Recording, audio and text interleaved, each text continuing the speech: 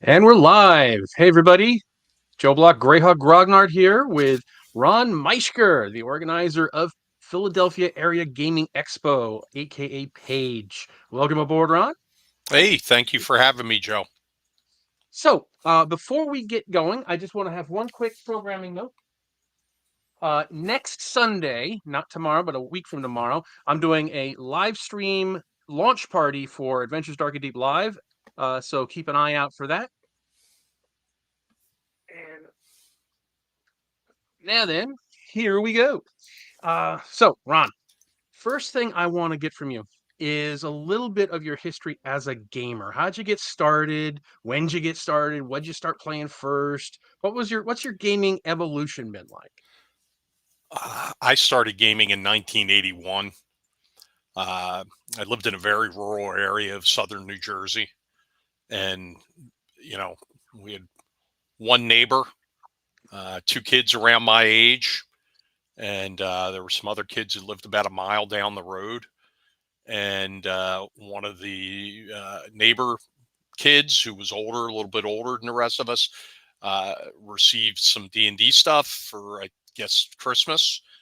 And he said, "Do you guys want to play?" And we started to play, and we were immediately hooked. I mean, you know, we couldn't get enough of it. And we started with AD&D. Uh, I went out and I got myself a basic and expert box set, the Moldvay, and quote unquote, the Cook expert set, the Moldvay basic set, and we're playing all the time. And it was better than throwing rocks at cars and the other stuff that there was to do in that neighborhood, because there was nothing to do. It was Down in just, the Pinelands, it the was in the Pine Barrens. woods, out in the woods. Yeah, it's exactly right. It's Yep. awesome. So obviously you've been gaming. So 81, that's a good run. Um, Yeah. and I know you've done conventions before Page. Let's talk a little bit about that, about your convention experience, because that's going to be Sure. directly applicable to what we're leading into.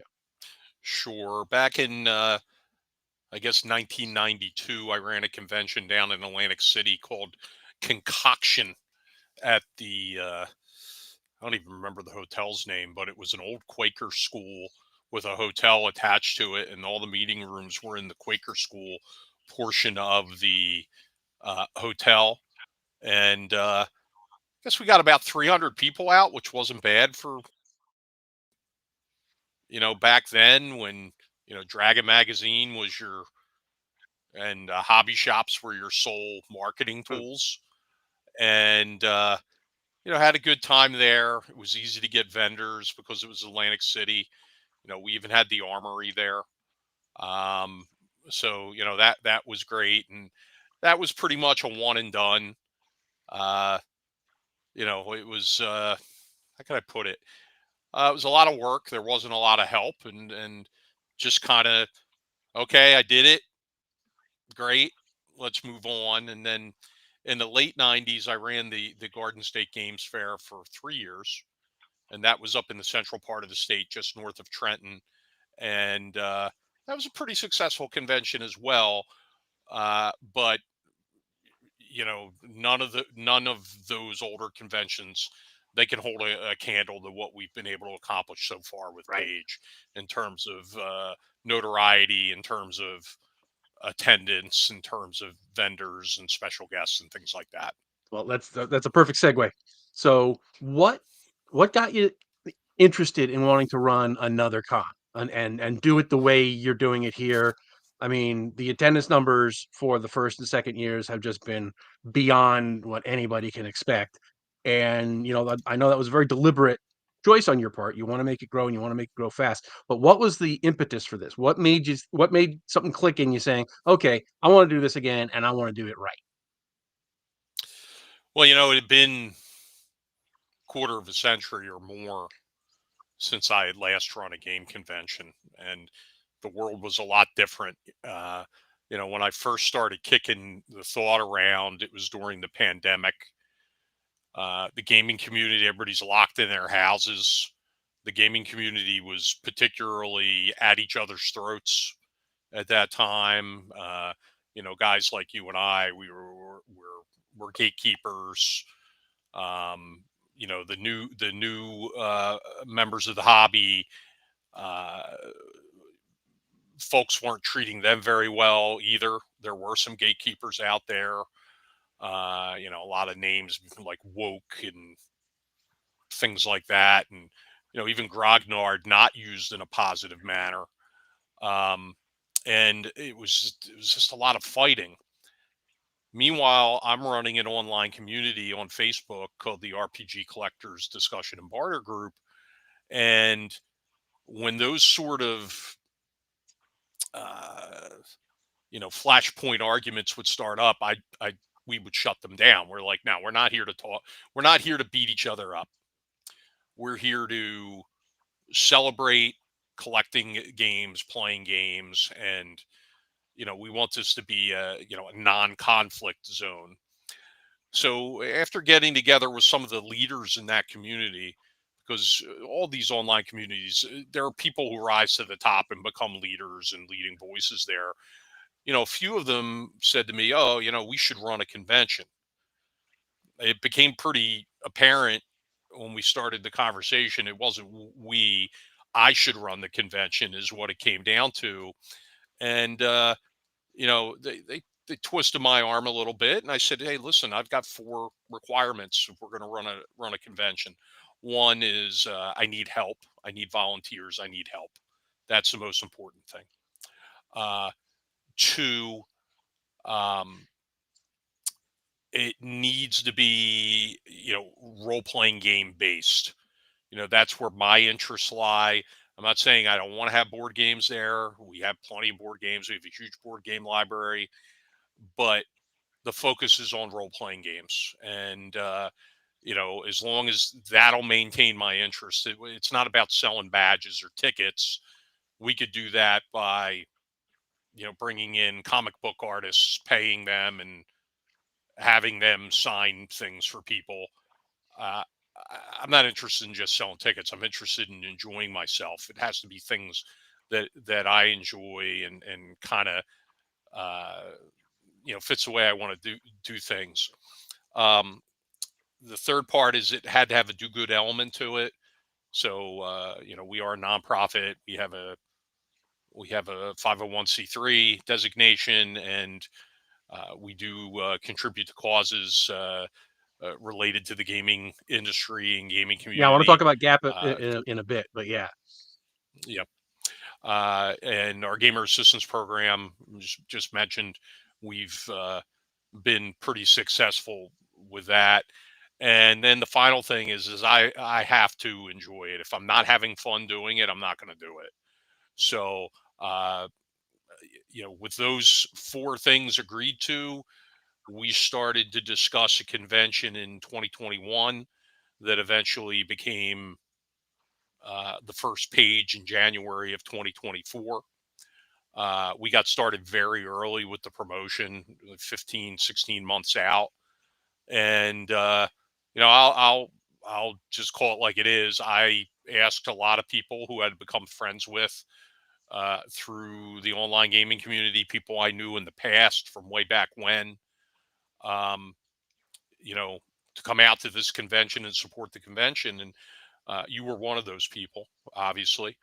And, much to my surprise, almost everybody I asked for support for the convention, they did support the convention. They came out. Um, we targeted a few bigger names as guests year one. Most notably Frank Menser. He's from Delaware County, right outside of Philadelphia proper. I thought it was just fitting that he'd be the key guest year one. But we focus in on manufacturers like BRW, like Pace Setter, um, and not diminishing you getting involved, Joe, but somebody like Pace Setter, asking them to get involved when they're in Michigan for a first year Hmm. convention to drive halfway across the country. That's a big commitment, right? I mean, Absolutely. like that's a heavy lift and ask But to the Barsh's credits, they're like, "Yeah, we'll do it, Ron. Whatever you want to do." And I had a lot of people say that to me. Jeff D said that to me, and a few others, and from there it was just straight up. Uh, these first couple of years, and now heading into year Well, three. let's talk about the guests for a minute because this con hmm has more special guests than I have ever seen at a con. And hmm what's the thinking behind that? Is that a way to drive other people to come in? What's the thinking with the massive guest list? Well, it's twofold. One, you want to drive customers, you want to drive gamers to come to a convention to meet people that they want to meet. Uh, Gaming's such an outreach effort now through YouTube videos like this, or regular online content creators like yourself. Professor Dungeon Master, Mike Shea. These folks, um, they want to meet their, the people they're fans of. So that's very important. But there's also another side to it where we could take like author James Panarella, who wrote the book The Role Players. Okay, he's from the region. Is he a big draw? No, no, he's not. But is he somebody that maybe we can elevate a little bit by giving him guest status because he has written a book that's based on role playing game group and things like that? Can we take somebody like Heather Ashcraft, who I don't think was a guest at a convention prior to us asking her to be a guest?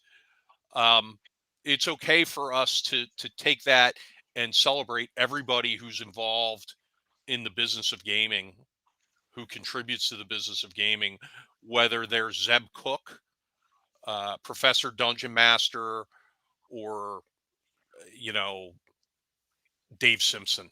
It doesn't matter, right? As long as they're involved and they're contributing something, I'm happy to have them in as a guest. And if in many cases, if it's just a badge, okay, great. No, that's awesome. That's awesome. Now I know it's like I said at the beginning, Page has been really big, really fast, and I know in hmm 2026 the con is actually expanding out physically in the space. Still in the same convention center, but now we're taking over Right, more of it. What can you tell right. us about that? And I'm glad you said we. I think it's important that everybody knows that Joe has a role with Paige, and always has. He's been a key contributor. He's our vendor room captain. And often I rely on him for advice when things are going on. I've been known to call Joe and say, "Hey, what do you think about this?"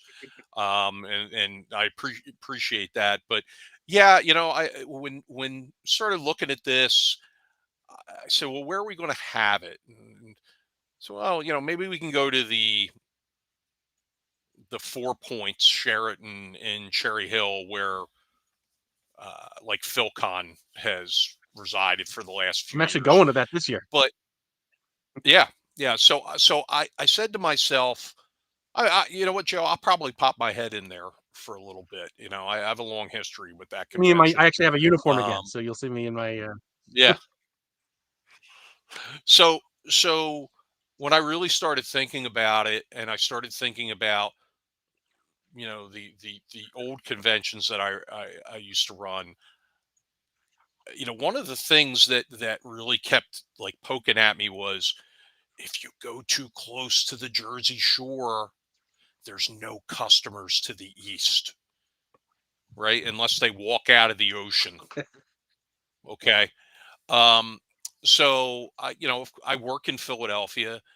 There were some considerations to the Pennsylvania Convention Center, which is in downtown Philadelphia, which is where PAX Unplug is held. However, through my work, I'm an official with the Carpenters Union. The Carpenters Union's locked out of the contract there. So that wasn't an option. I wasn't going to put a convention in there and pay for space somewhere where like my union brothers and sisters, aren't Sure. welcome to work. So we went out to and looked at Oaks, the Greater Philadelphia Expo Center at Oaks, and the thing I liked about it is, the first couple of years we took the two smallest halls, D and E. We formed a strategic relationship with a hotel chain, and that was great. But I also like the fact that there's almost 300,000 square feet in that convention center under roof, split up in the various halls. I said, well, we can grow here. Mm. And year three, that's exactly what we're doing. We're going from like 32,000 square feet, or I think it's 32 or 33,000 square feet, to over 100,000 square feet this year. And we can still expand out threefold But where's almost. the volleyball tournament going to be if we're taking over the Uh, whole? listen, we're never giving up Hall A ever again. That's where the big hallway is, and you got the extra meeting rooms there. You've got vending machines. You got some things going on there that we don't have to. We're going to never give up.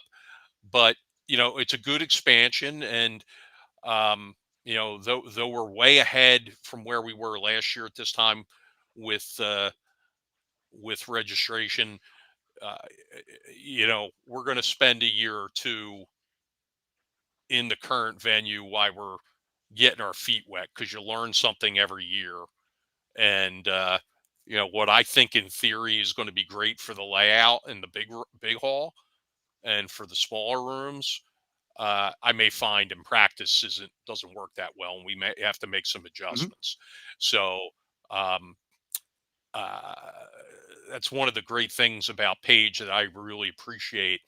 A lot of our attendees, we've been very transparent about everything that goes on with Page, about the organization Page, everything that's happening, constant updates, a little bit of fun with, about the staff and the vendors and things like that.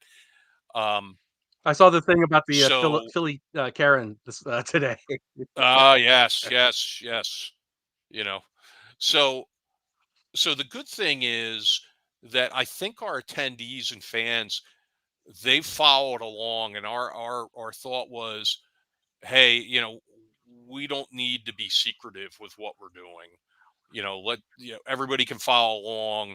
We want this to be like a family type atmosphere, and I think we've accomplished that to a point, uh, and we've been successful with that. So uh, we'll probably have some growing pains this year, but we'll figure it out. How many people do we have signed up at this point? Let's take a look. Live updates I as think we it's as not we speak. not 922, I think, but I'll confirm. And we're 4 months out. Yeah, yes, we are 923 as of right now. To give you an example, we didn't sell this many badges last year until the end of December, and we were at 1829 last year. Um, and last year it was a crush of badge sales. October, November, December. I mean, like many per There's day. something I expect psychological. the same thing. This, even though it's January, there's something psychological. Oh, that's next year. I'm not gonna worry about that until the holidays. Yeah, and we've received some unfair criticism from some corners of the gaming community, or we at least we used to. That's kind of stopped. Like, why do you do everything so early? Like, why do you open up registration so early? Why do you open up events so early? Why do you know, why is the vendors room sold out in Hmm. February for a convention in January? And the goal is to be a 365-day promotion, not to be a 120-day promotion. we want everybody to be involved and see what's going on. And when we announce a special guest, we want that to be that special guest day on social media. And I, you know, I think it works. People like it, and a few people out there. I've had some vendors say, well, you know, uh, all right, I'll get back to you in the spring on vendor space. It's like it's going to be gone. Don't worry about it. It's going to be gone, and that's with us being Right. selective. We don't take everybody who fills out. We could have a room full of 3D printer people if we wanted it, but that's not what we want to do. Even though we expanded our vendor space this year, we like to curate the vendor space so there's something different throughout the room. It's not like the same thing, booth after booth after And, booth. speaking as the vendor room captain, and for people who've been to page 1 or 2, the vendor space is now almost the entire space that we had for the whole con. It's Not it almost. It it's is the entire huge. space we had for Yeah. years one and So, two. that whole space is now just the vendor room, and it's split into 2 or 3. It's really impressive.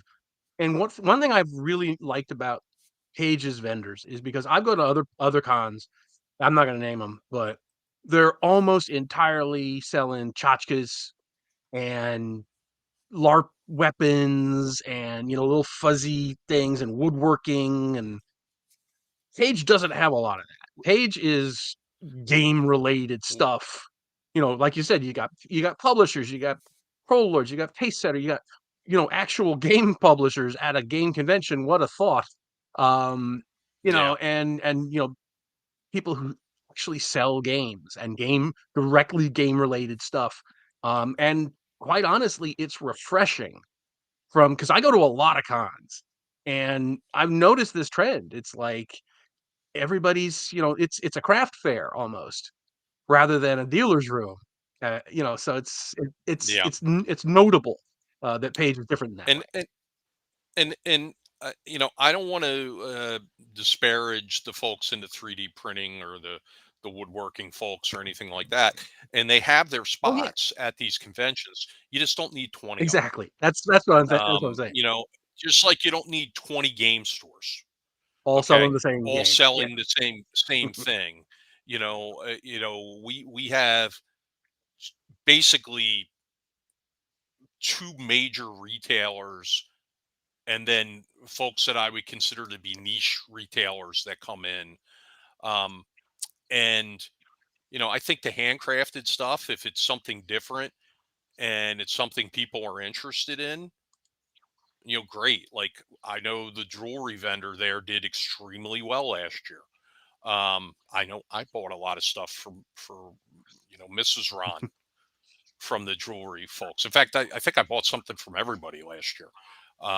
It's going to be hard this year because there's a lot more vendors. I don't know if I'm going to have the money to do that. Um, so I do try to curate it, um, because it needs to be interesting for people when they come in and they need to have a variety. And we do have a heck of a lot of manufacturers, large and Right. small, coming in. We've got Whiz Kids there this year. Ah, neat. We've got Troll Lord Games. Um, Dwarven Forge is going to be there, which I think's great. Pace Setter, of course. Goodman Games will be there. Super Savage Systems will be there. The Arcane Library, Kelsey Mhm. Dion's going to be there, right?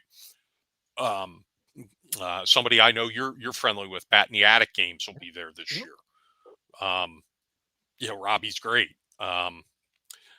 So Justin Sorois from Severed Books. I mean, if you guys have, if the fans of the show haven't checked out Sickest Witch yet, his very unique RPG that he just kickstarted, you got to check it out. It's something different. What's it called? I haven't heard of it either.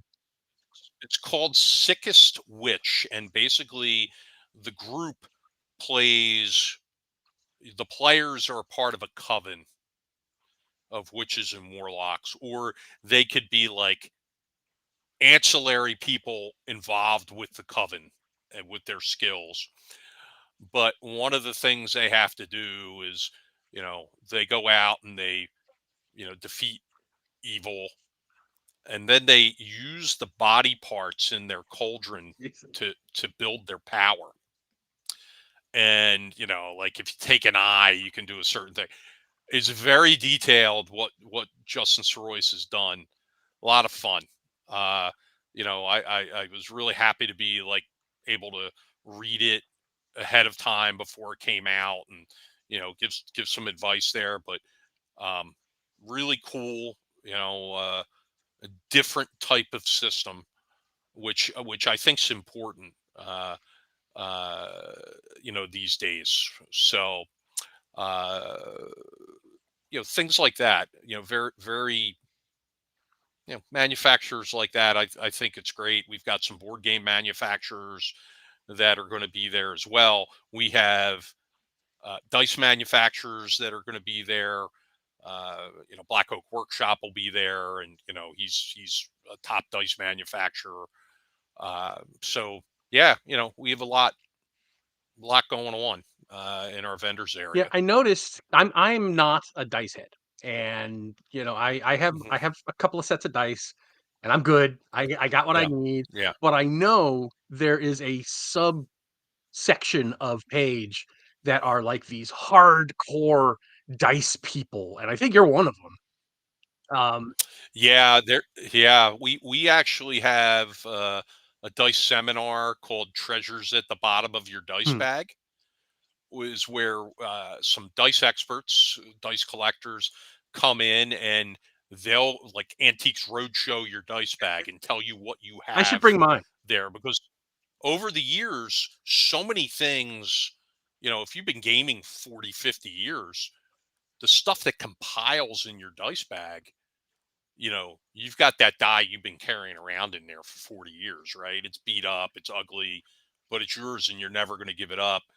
Well, maybe you don't know who made it. Is that Game Science? Is that Armory? Who is that? Um, so Daniel Lawrence and Amanda Brasovsky will identify those. The other thing we do at Page on Friday night is there's a dice swap meet where all the dice heads get together and they trade dice. And this is like high stakes gambling. We're talking thousands of dollars worth of dice. It might only be one set, but it's like like changing hands at this swap meet. And I mentioned Black Oak Workshop. He doesn't only manufacture dice. He's one of the foremost dice collectors in the world. Craig Sipsey, the owner. And we're all walking in there, and we had 10, 12 banquet rounds, and dice collectors were just setting up their trade stock, and people were just walking around. And you had creative publications dice get traded there. You had very old Japanese made uh, polyhedral dice that are very valuable. They were getting traded. And then, of course, not only is there the swap meet, but there's a lot of high end dice that go into our auction.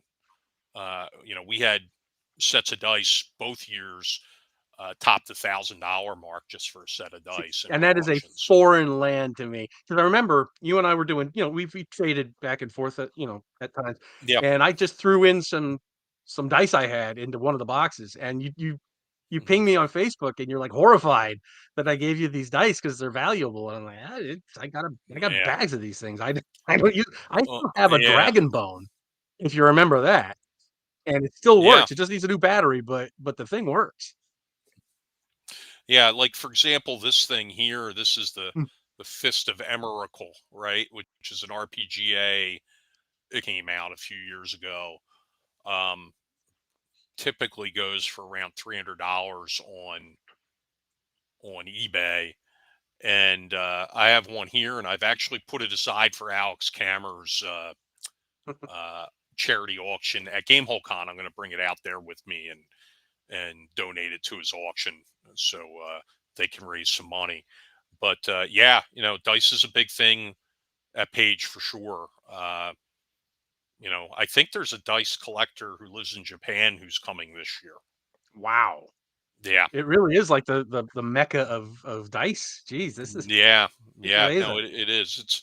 But you know what? The hobby is what you make of it, right? It's a lot of fun. And, for me, I like to collect RPG stuff. Now, I have what I call a working collection, meaning I'm not that concerned if it's in shrink wrap or not. I'm not, but I have a pretty big working collection, and I might buy an entire collection because there's one or two things in it I need, and then I've I'll done just that. resell the rest or trade away the rest through the barter group that I run, and always enjoy doing that. How about minis? We haven't talked about miniatures, either vendors or games. Yeah, there are some miniature vendors that are going to be there.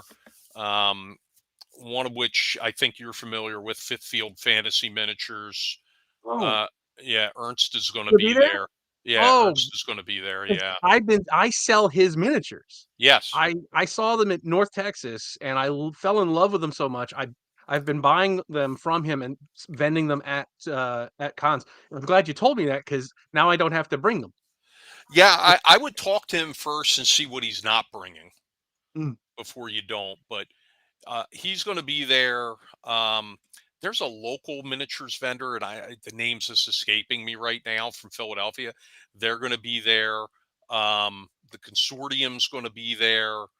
Uh, who's this other guy? Hold on. There's some new vendors this year that I'm not that familiar with. Um, Let me just run through it. Well, of course, WizKids will be there. They make miniatures, Yeah. right? Um, uh, oh, I know. Me scrolling isn't good for ratings, but hold on. Um, If people got this far into it, I've already got the view, so we we're good. yeah, no, I'm just trying to. They post all the time in the consortium, and then there's another one from up in, I think they're in Connecticut, that posts pictures of what they offer. It's just escaping me right now. Um, scrolling. Oh, it'll come to me. Yeah, that's okay. What about miniatures games? Because I know HMGS, the Historical Miniatures Gaming Society, has had a setup at both of the first two pages, and I Yeah, go to some of their cons, throughout right, the year too. Because I'm a big war gamer.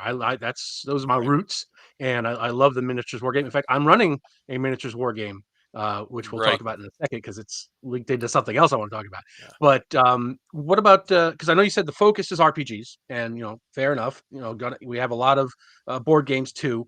Um, how are we doing on miniatures? I know BattleTech is really hot right now. There's more miniature games this year than there's been in the past.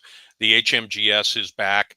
However, I did kind of borrow or annex a couple of their staffers, um, and they've joined our staff. So they're busy getting miniatures games in, and we have, I think we have 20 large spaces, or 25 large spaces in our miniatures area that are Oh, that's very like decent. just dedicated to miniatures. That's all it is. And it's going to be busy in those areas. Whether it's historical, whether it's, um, there's a saga tournament that's going to be there, which is, historical, but, It's a skirmish fiction, game, yeah, fictional battle types, yeah. different armies, different eras. Um, just there's a pretty big array of miniatures events that are going to be there. So it is an expansion. And listen, I love miniatures, as you know. I've been holding some of your miniatures hostage for a few months now, because every time I put them aside to bring them back to you, then then they get buried under the pile of the other stuff that comes in, and then I can't find them again. But Yeah, I don't know what that's like at all. yeah, so but I'm a huge miniatures collector, so it interests me. But I also have had to be cognizant with the space we had in the previous years that what's our focus and can we dedicate the space to miniatures and specifically like free to play, learn to play, these kind of things. Well, I can't suck up space for that if it's the same 8 people playing those games all the time, right? Well, Mhm. this year we dedicated more space. We brought in staffers who are specific to miniatures, and I think they've done a good job increasing the miniatures events that we're going to have there this year. So yeah, I'm excited about what's going on miniatures wise. Yeah. And I mentioned my miniatures game because my miniatures game is set in the world of Greyhawk. Hmm. And I've noticed that there's like this little mini Greyhawk minicon inside of Page because we've got so many Greyhawk, luminaries, plus We me do, in yeah. in there. And I know we're doing a panel. Eric Mona is going to be there, He right? is, yeah. The publisher of Paizo, he was big in Dragon magazine and Dungeon magazine. He wrote Hmm. the great Living Greyhawk Gazetteer and a bunch of other stuff. So, Hmm. was that intentional or did that just kind of come together on its own? You know, uh, there's a little mix up with some stuff that went on with Paizo last year with Page. Um, we had organized play. They were taking care of the GMs, and they had a volunteer malfunction, I'm going to call it. So Jim Butler from Paizo and Eric Mona, we reached out to them early. Hey, let's get this done this year. Eric was in as a guest almost immediately, and Jim Butler and the Paizo team really took care of us. In fact, they have contributed to us in return for a sponsorship over 100 of their dry erase flip mats. Hmm, So, you know, DMs, they can worry about one less thing that they have to bring to the convention because we'll have them available for DM use at the table. So yeah, it was concerted effort to get Paizo more involved and higher up the chain at Paizo. It doesn't get any higher than Jim Butler there, right? right. So um we just didn't want to have to take a chance with the volunteer folks from their organized play Mhm. thing. And that other company that's bringing a lot of miniatures is things from the basement, and they Oh have yeah. yeah, they're going to be there. So yeah, I know. I think it's going to be more miniature centric. I mean, we talked earlier about the 3D printed people and the craft people. Nobody was busier at Page last year than Mike Saxton from Thunderstruck Workshops with his painted terrain, right?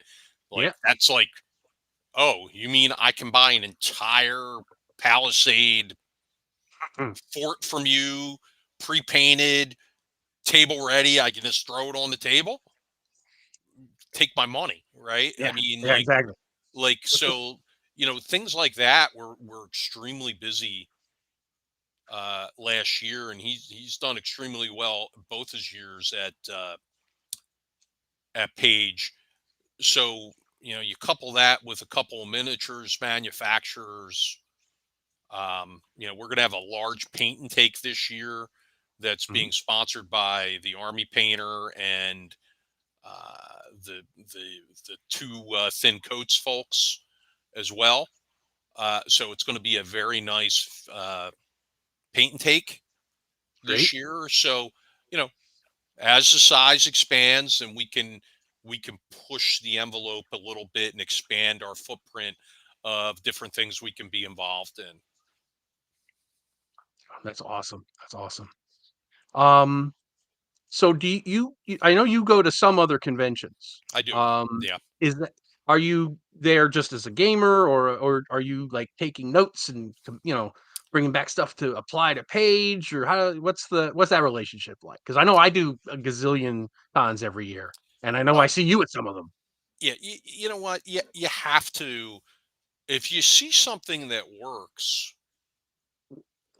yeah, bring it back. The whole goal is you want the attendees to enjoy themselves, or you want your life or or your staff and volunteers lives to be easier. So if you see something that works, you know, by all means, we'll take the idea, and if it can be helpful to us, we'll go ahead and we'll do it. And other conventions do that with us. But I generally like to go to conventions where I know the organizers. Mhm. Um, the little convention in New Jersey called EcclesiaCon that runs in the basement of a church. It benefits things related to the church, like repairs and things like that. Wes Allen, who's a content creator online, he runs it. I love that. It gets 100 people. It doesn't get a lot of people, but I love going there. I love running games when I go to conventions. I'm going to run games if I'm going to go to a convention. Um, You're going to be at and ShireCon? Because I know I I'll saw be you at ShireCon. Are you I'll going to be at ShireCon? ShireCon. Yeah, I'll be at ShireCon. I'm running a D&D second edition there, and I'm running uh, Badge Quest, which is a game where you're Girl Scouts selling cookies and trying to make money, but you're also solving mysteries along the way. So it's kind of a unique take. It's a very rules light system. I have a lot of fun with it when I run it. So I'm running those two games there. I'll be at Gamehole Con. I'm running 5 slots of games at Gamehole Con in Wisconsin, and in October. So I enjoy myself there. I was at EggCon, which is E. Gary Gygax Con that Heidi Gygax and her husband Eric run out in Lake Geneva. I ran games there. It was also I was it was a true honor to run the auction, Mm, be the auctioneer at the auction for the E. Gary Gygax Memorial Scholarship Fund. It's like something you know, I take a lot of pride in being able to run something that has his name on it. right. And help them raise money for local high school kids, to help them with college. Um, I enjoy auctioneering a lot. I auctioneer at EcclesiaCon every year for their charity. Um, so yeah, these are the conventions I like to go to. I like ShireCon. I like Tom Wilson, the organizer of ShireCon. Tom's a great guy. Yeah, Tom is awesome. yeah. So I don't have Paige doesn't have a table there. I had a table in a previous year there. But I'm running games there this year. I'm looking forward to that. That's coming up later on this month. In fact, anybody looking for something to do later on this month, you should really look up that convention. That is a gamers game convention right there. Absolutely. No, not It's a in the lot of Berkshires. frills. Not a lot Yeah. of frills. Go there to game, and you're going to have an awesome time. If you're going there for uh, you know, a live play event, you're not going to get that there. But you're going to get to game with people who are creators in the industry. Um, so by all means, you should really consider that convention as well. So yeah, I mean, I go to those conventions to help people that I know, hang out with people that I like, and run games. Maybe do some stuff with their charity auctions. Uh, you know, at Gamehole Con, I will be spending money in the charity auction, even though I'm donating something. I'm not the auctioneer. I will just heckle the auctioneer, Jim Kitchen. But yeah, I'm looking forward to Gamehole Con next month as well. Excellent, excellent. Now, speaking of helping people you know, Mm, I want to spend a little time and talk about GAP, the Gamers yeah. Assistant Program. Hmm. Tell us about GAP, because I think this is an awesome and really it really occupies a unique space in the gamer Yeah. ecosphere. So So, what's it all about? well, when I decided I wanted to do good element to the convention, one of the things that was apparent to me is that there are people in the industry, especially people who were in the industry in the 70s and early 80s, that are aging out of they're getting older and they're struggling financially because they just didn't have the pension plans and the things they needed back then. Just the other day there was somebody who used to work for TSR, wrote a couple pretty famous adventures for them, went on to found another company, and he and his wife were being forced to move because Mm, somebody bought the apartment building they're in, and they couldn't cover security deposit and first month's rent to move somewhere else, right? And uh, so being able to step in and help somebody with $250, $500 to help them, bridge the gap, so to speak, gamer assistance program. Uh, Being able to do that is great, and that's basically what Gap is. It's not for a $5,000 grant to keep a game store open. It's for real mm, serious situations, um, where folks are really struggling, or they're doing good in the industry and they're just doing it for the sake of doing it, but they don't necessarily have the financial backing to get things done. When I look through some of the things here, um, I'm not going to mention names because one of the things we don't like to do is uh, we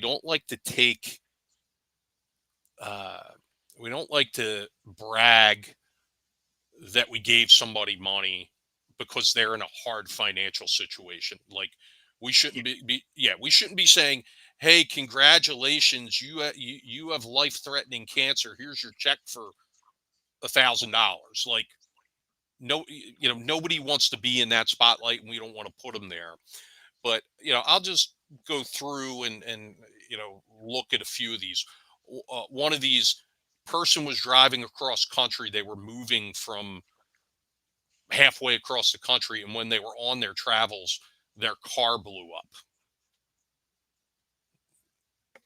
Car was done. They needed a rental car.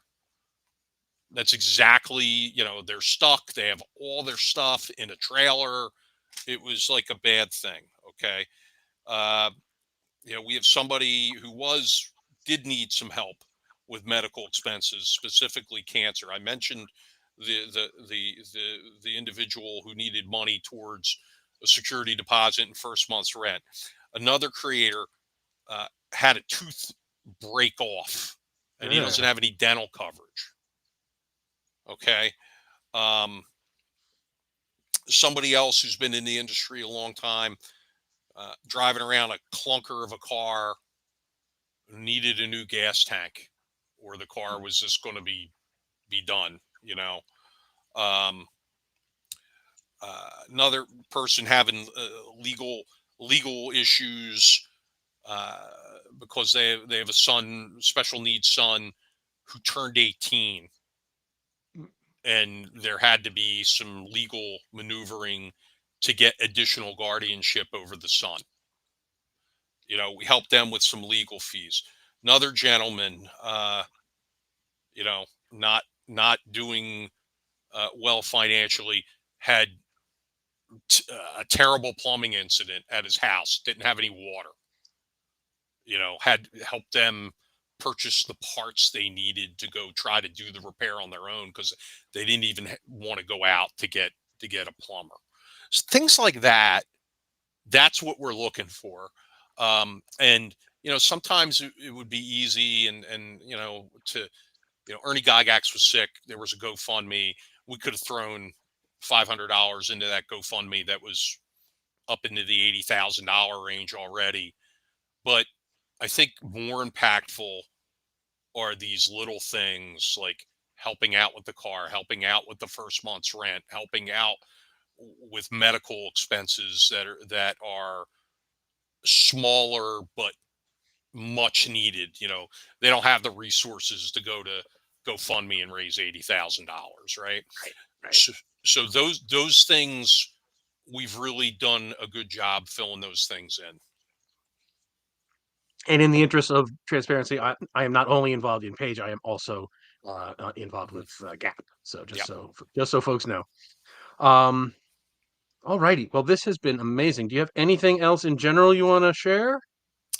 I Um, think we covered the con, we covered Gap, we covered you. you know what, What haven't we covered?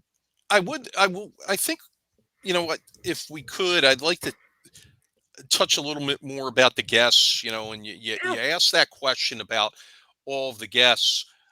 I liken it to, you have people going to, when they're looking for schools for their kids, when you move to a new neighborhood, one of the things you're looking at is what's the teacher to student ratio in that school district, right? Is my kid going to get the attention they need? Um, let's just say we get 2,200 people this year. uh, you know, I think it's a great thing that for every guest, there's only 40 attendees. Like, the guests are part of the attendance. They're not the exception to the rule. They're not hidden away in a back room somewhere. They're mixed right in, and basically having conversations with the gamers right then and there. They're running games. They're playing with the gamers. Um, one of the great thrills of page one is a another special guest inexplicably no showed for a game, his game. So I knew the adventure and I stepped in and said, I'll run it. I'll run it, no problem. And as I'm, getting ready to run this game, late on Friday night, Jeff D walks over to the table and says, "Hey, can I play?" Sure, Jeff, jump right in, right? Jeff is So, another great, really nice, one of the nicest guys I've ever met. yeah, you know what? And he's incredibly intelligent. And the shocking thing is, with as high as his IQ is, he's not the smartest one in his house. His wife Manda is like a super genius. So fascinating. You can get lost in conversations with either one of them or both of them for hours without realizing it. And it's really amazing. Um, Another thing about go ahead. Real quick, it's really funny what you say about the special guests mingling with the rest of us. At page one, Frank Menser just sat down with me at breakfast, and we Yeah, just started to have a conversation just out of nowhere. There's Frank Menser in front of me while I'm eating my eggs. So it was just yeah. amazing. One of the triumphs of page one, when I talk about the different factions in gaming at that time, and new school, old school, woke, gatekeeper, whatever you want to call it, I've always maintained I don't give a damn about any of that stuff. Where are all gamers aligned? We're all in alignment when it comes to, we like to have a good time sitting at the table and playing games. And all the other noise, the politics, everything else, just keep it outside and enjoy the moment at the game. Uh, one of the great moments of page one, I'll never forget it, is we have a special guest and volunteer cheesesteak dinner that kicks off the first night of the convention. And we want to get our volunteers and our staff to get some time with the special guests. It's our thank you to them. It's our thank you to the special guests when they come in, that they get some Philly cheesesteaks. And Frank Menser went over and sat at a table with a bunch of volunteers we had from the Rowan University IDD Club, which is Introduction to Dungeons and Dragons Club. Only one of them even had a half clue of who Frank Mentzer was. Okay, Frank Mentzer was gone from TSR 20 years before these young people were born. But by the end of that dinner, Frank had 12 young people.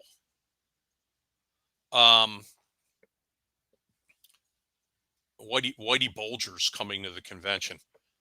Is it zombie Whitey Bulger coming to the convention?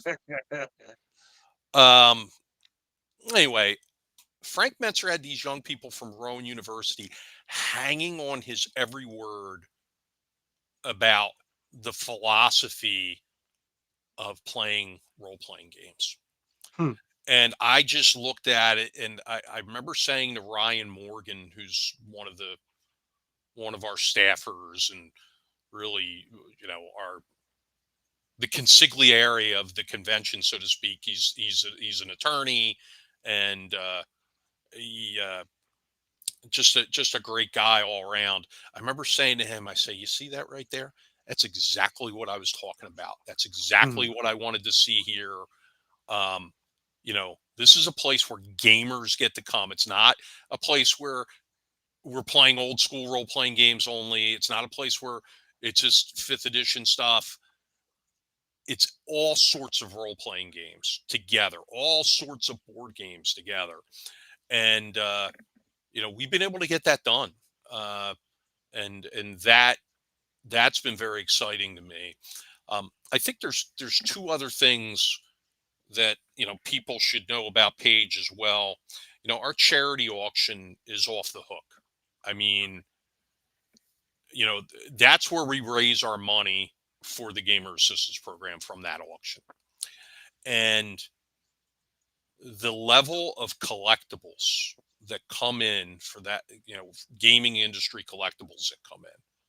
It's something go for $8,000 last year. It was a Gen Con, original Gen Con 3-round tournament module from 1983 or 84.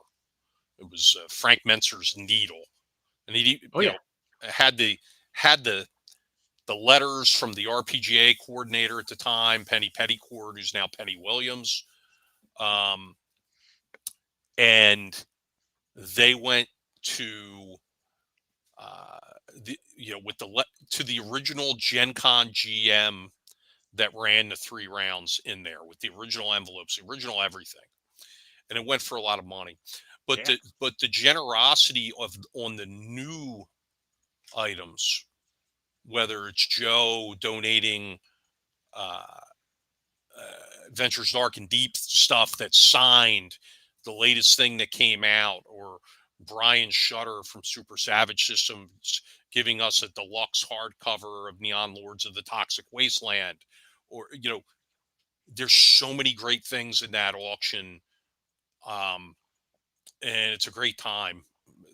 One and two, we have a Saturday morning flea market Yes. that is off the hook, like out of control.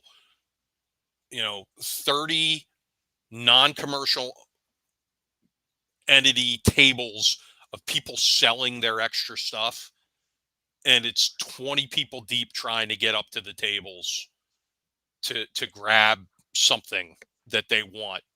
And Oh, I got a couple of old SPI games for next to yeah, nothing. It was it's it quite was it's amazing. quite the it's quite the spectacle. Hmm. And but it's all in the idea that we're trying to make it a very well-rounded gaming convention with a lot of interesting things. And that flea market is only for 3 hours on Saturday morning, but it's a highlight of the convention for many people. So get a lot of good stuff done. We have a diversity initiative that we put into play. uh, when we look around our convention, we recognize that it's not only about black, white, or brown, but it's about age. Diversity and age. We don't have that many young people that come. we're building that up, and we put a real focus on it this year. And you see that I know somebody it. said, somebody just put in there that they were looking for Dawn of the Dead from SBI. That was one of the items that was for sale at the flea market last year. It was definitely there. Uh, Hmm. so yeah, I have a It's copy. I have my own copy of it, but it's funny because I know at Historicon, which is historical wargaming, they have a section of the con that is just dedicated to bringing in kids and teaching them like real simple miniatures games just to get them into the hobby. And they have this right. whole staff just dedicated to that. Yeah, they do, and we actually have a pretty good kids track of role playing games, and interestingly, they almost never pre-register for the games. Hmm. It's like, oh, nobody signed up for the kids games, and then the convention starts, and it's like all the kids games are sold out. So God bless the people who run kids games. I occasionally run a kids game. I'll run Clayorama, which is an old Dragon magazine Yep, I game remember it. where you create monsters out of Play-Doh and things like that. I've run some kids games of that. I ran a kids game at EcclesiaCon.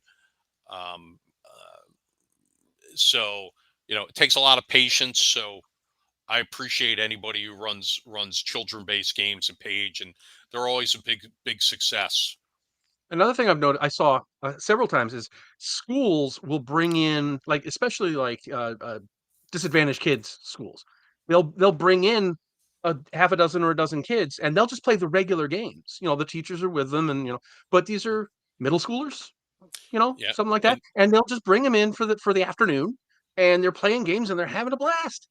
we Because yeah we actually give away badges to middle school, high school, and even university game clubs. Um, I've got, doesn't cost us anything to give somebody a badge to get them involved. Uh, and it's about creating opportunities. Last year we had a charter school in there, and it was pretty clear that that's exactly, yeah. the kids were not well off. Okay, but giving them the opportunity that to play some games and maybe spark something inside them, spark that interest to get involved in the hobby. I think it's important. I mean, people who play role playing games are, if they're not creative when they start playing them, they're certainly creative as they uh, learn them and want to be more involved in the hobby. I mean, and that's important. That kind of imagination in kids and giving them something to look forward to. I mentioned it right at the beginning of the show. I lived in a very rural area, and I didn't have any money growing up. My single, parents were divorced. Dad wasn't in the picture. Mom was working at a job that paid less than $10,000 a year. There wasn't a lot to do out in the middle of the woods where I lived. And D&D was definitely something that was, you know, probably kept me out of jail, to be honest with you. Mhm. Excellent. So, All righty. do we have any questions from the crowd here? I see you have a pretty active Yeah, does feed that here. doesn't look like anything specific about Paige that's come through. Um, but if anybody has any questions, now's the time. We've hit the hour mark. Well, you know what I could do? I see some people here are interested in being, coming to Page. A couple people said they're going to be coming. If anybody here, if you don't have your badge yet, if you visit phillygamingexpo.com and use the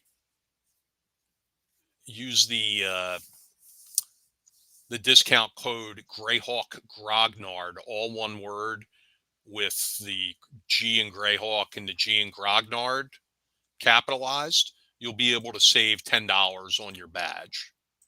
Excellent. I'll So put that in a saved in a pinned comment too. yeah, I appreciate that. And oh, we've got new event submissions since I've been on. Savage Pathfinder. Oh boy. Um, all right, so I'm putting this in right now before I forget. So it is uh, Greyhawk Grognard, all one word with the G in Greyhawk, first first first letter, and the first G in Grognard capitalized. Awesome. Thank you so much for doing that.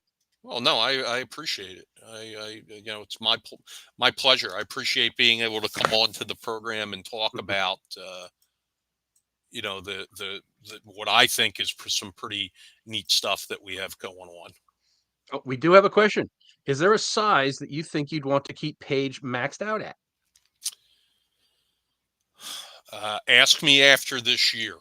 I mean, seriously, you're kind of along on the ride with us right now, and when it gets to a point where I don't know everybody, walking through the door, which we're getting to that point. I can't give somebody a handshake or a hug. Uh, Well, you uh, could. listen. I'm pretty gregarious like that, but um, I want to see how we expand into this space, and I Mm, want to see how my back and feet feel walking all over the hall this year. Covering so many more linear feet and square feet. Um, so as of right now, no, I don't have a set number. I can tell you this: I don't want to ever be like where Gen Con is or PAX Unplugged is in terms of people. Um, it would be that's literally those are literally full time jobs for whole staffs of people, yep. and we're volunteer driven, and that's something else I should say. If anybody wants to volunteer their time at the convention and help us on the staff, we've got plenty of staff roles. This is a convention where we're not so stuck in our ways where, coming in, you're not going to be pushed down to the bottom. I listen to everybody when they have a recommendation or a suggestion. And if somebody's bringing something good to the table, we'd love to have you join our staff. Great. Wonderful. Well, thank you so much, Ron. I really appreciate you coming on and talking about Paige. I'm very much looking forward to it, and hoping I'm not going to white knuckle the ride home like this year. But that blizzard was something. Suck it up, Joe. You'll be fine. But I made it home eventually, so here we are. So What hey, are, thank you again. I mean, it's probably statistically impossible, if not very improbable, that we'll get snow for a third year in a row.